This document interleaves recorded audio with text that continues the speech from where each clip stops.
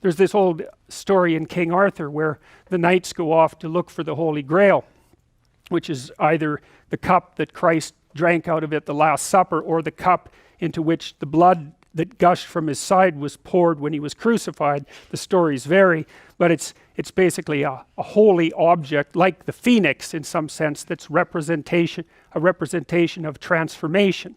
So it's an ideal, and so King Arthur's knights, who sit at a round table because they're all roughly equal, go off to find the most valuable thing. And where do you look for the most valuable thing when you don't know where it is? Well, each of the knights looks at the forest surrounding the castle and enters the forest at the point that looks darkest to him. And that's a good thing to understand, because the gateway to wisdom and the gateway to the development of personality, which is exactly the same thing, is precisely through the portal that you do not want to climb through. And the reason for that's actually quite technical. This is a Jungian presupposition too, is that, well, there's a bunch of things about you that are underdeveloped, and a lot of those things are because there's things you've avoided looking at because you don't want to look at them, and there's parts of you you've avoided developing because it's hard for you to develop those parts. And so it's by virtual necessity that what you need is where you don't want to look, because that's where you've kept it. And that's why there's, an idiosyncratic element of it for everyone. Your particular place of enlightenment and terror is not going to be the same as yours, except that they're both places of enlightenment and terror. So they're equivalent at one level of analysis and different at another. So anyways, back to fiction and what it does. It distills truth, and it produces characters that are composites. And the more they become composites, the more they approximate a mythological character. And so they become more and more universally true and more approximating religious deities. But the problem with that is they become more and more distant from individual experience. And so with literature, there's this very tight line where you need to make the character more than merely human, but not so much of a god that, one of the things that happened to Superman in the 1980s, Superman started out, he's got a heavenly set of parents, by the way, and an earthly set of parents, and he's an orphan like Harry Potter. Very common theme is that when Superman first emerged, he could only jump over buildings, and maybe he could stop a locomotive, but by the time the 1980s rolled around, like, he could juggle planets and, swallow hydrogen bombs, and, he could do anything. Well, people stopped buying the Superman comics because how interesting is that? It's like something horrible happens and Superman deals with it. And something else horrible happens and Superman deals with it. And it's like, that's dull. He turned into such an archetype. He was basically the omniscient, omnipresent, omnipotent God, and that's no fun. It's like God wins, and then God wins again, and then again God wins, and so then they had to weaken him in different ways with kryptonite, so green kryptonite kind of made him sick, and red kryptonite, I think, kind of mutated him, if I remember correctly. And anyways, they had to introduce flaws into his character so that there could be some damn plot. And that's something to think about, There's a deep existential lesson in that your being is limited and flawed and fragile. You're like the genie, which is genius in the little tiny lamp, this immense potential, but constrained in this tiny little living space, as Robin Williams said when he played the genie in Aladdin.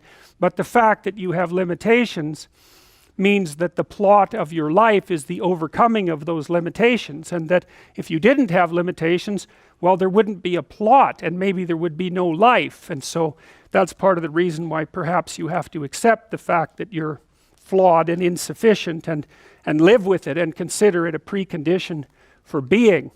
It's at least a reasonable idea. So anyways, one of the main characters is the country, the known, the explored territory. We went over that a bit, and it always has two elements. I mean, your country is your greatest friend and your worst enemy, because it squashes you into conformity and demands that you act in a certain manner and reduces your individuality to that element that's tolerated by everyone else. and it constrains your potential in a single direction, and so it's really tyrannical, but at the same time it provides you with a place to be and all of the benefits that have accrued as a result of the actions of your ancestors and all the other people that you're associated with. So there's the good tyrant or the bad tyrant and the good king, and those are archetypal figures, and that's because they're always true, and they're always true simultaneously, you know, which is partly why I object to the notion of the patriarchy, because it's a it's the what do you call that? It's the apprehension of a mythological trope, which is that of the evil tyrant, without any appreciation for the fact that the archetype actually has two parts, and the other part is the wise king. And you know, you can tell an evil tyrant story about culture, no problem, but it's one-sided, and that's very dangerous, because you don't want to forget all the good things that you have while you're criticizing all the ways that things are in error. That's a lack of gratitude, and it's a lack of wisdom, and it's founded in resentment, and it's very dangerous, both personally and socially. I told you that Captain Hook is a tyrant because he's got this crocodile chasing him, and the crocodile has a clock in its stomach, and that's death. It's like, obviously, right? Tick, tick, tick, tick. And it's a crocodile, and it's under the water, and it's already got a taste of him, so he's being chased around by death, and that makes him terrified and resentful and cruel and bitter, and so he's a tyrant. And he wants to wreak havoc everywhere. And then Peter Pan, of course, looks at Captain Hook and thinks, why the hell should I grow up and to be a tyrant and sacrifice all the potential of childhood? And the answer to that is, the potential sacrifices itself if you don't utilize it as you mature, and you just end up a 40-year-old lost boy, which is a horrifying thing to behold. It's almost as if you're the corpse of a child, the living corpse of a child, because who the hell wants a 6-year-old, 40-year-old? You're a little on the stale side by that point, and not the world's happiest individual. So, you know, your potential is going to disappear because you age anyways, and so you might as well shape that potential in a particular direction and at least become something, no matter how limited, rather than nothing. So, you know, Peter Pan, that's a great story. It's a great mythological story. So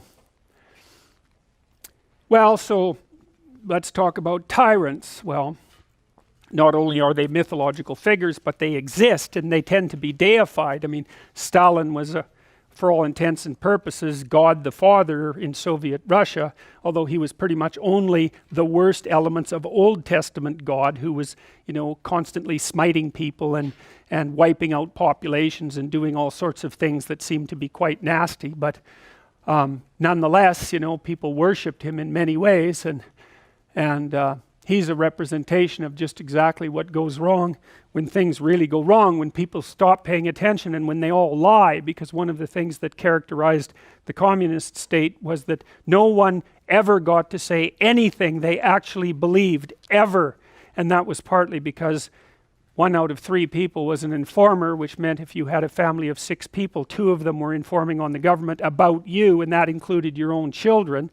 And if you were an informer, you were often amply rewarded by the state, so that if you lived in an overcrowded apartment building with 3 families in the same flat, and you informed on, you know, the woman down the hall that you didn't like, she got shipped off to the old concentration camp, and you got her apartment. And so that was a lovely society, and it only killed about 30 million people between 1919 and 1959. So that's what happens when the archetypal structure gets tilted badly, when people forget that they have a responsibility to fulfill as citizens, as awake citizens who are capable of stating the truth, and the archetype shifts, so there's nothing left of the great father except the tyrant. And let's not have that happen. I mean, the one on the right is really interesting, because consciously or unconsciously, you know, there's Stalin surrounded by what is, for all intents and purposes, fire. You know, he looks like Maleficent in Sleeping Beauty when she shows up at Aurora's christening. You know, she puts her arms up in the air and green fire surrounds her. It's like,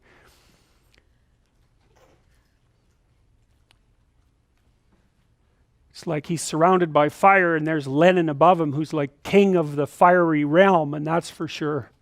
So I mean, all the terrors that happened in the Soviet Union didn't start under Stalin, they started under Lenin, and Stalin was definitely Lenin's legitimate son, let's put it that way.